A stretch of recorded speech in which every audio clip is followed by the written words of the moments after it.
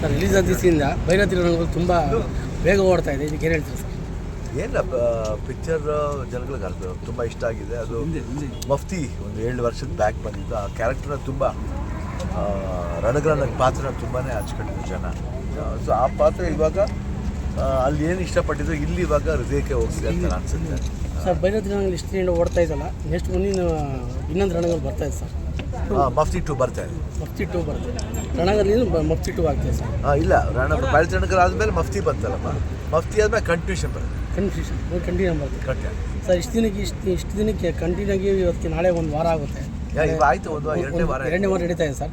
ಇಷ್ಟು ಭರ್ಜರಿ ಓಡ್ತಿದೆ. ಎಲ್ಲೆಲ್ಲಿ ಯಾವ ಸ್ಟೇಟಲ್ಲಿ ಹೆಂಗೆ ಇದೆ ಸರ್? ಎಲ್ಲ ಕಡೆ ಚೆನ್ನಾಗಿ ಹೋಗ್ತದೆ. ಇವಾಗ ನೆಕ್ಸ್ಟ್ ಈ ವಾರ ತೆಲುಗು ಹಾಗೂ ತಮಿಳು ರಿಲೀಸ್ ಮಾಡ್ತಾ ಇದ್ದೀವಿ ಸರ್. ಮುಂದಿನ ಬ್ಯಾನರ್ಗಳು ಯಾವಾಗ ಬರ್ತದೆ ಸರ್ ನಿಮ್ಮ ಫಿಲಮ್ಗಳು?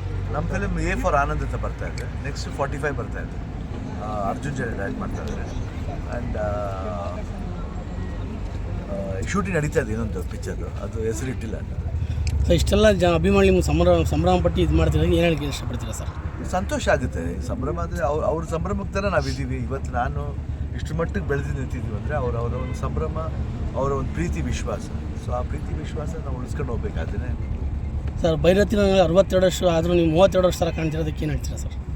ನಿಮ್ಮ ಗುಟ್ಟು ಸರ್? ಇಲ್ಲ, ಇದು ಅವಾಗ ಹೇಳ್ತಾ ಇದ್ದೀವಿ, ನಮ್ಮ ಗುಟ್ಟು ಏನಿಲ್ಲಮ್ಮ. ಇದೆಲ್ಲ ಏನಂತೀವಿ, ಇಲ್ಲಿ ಚೆನ್ನಾಗಿರ್ಬೇಕಷ್ಟೇ. ಮನುಷ್ಯ ಚೆನ್ನಾಗಿದೆ sir. Okay sir, thank you.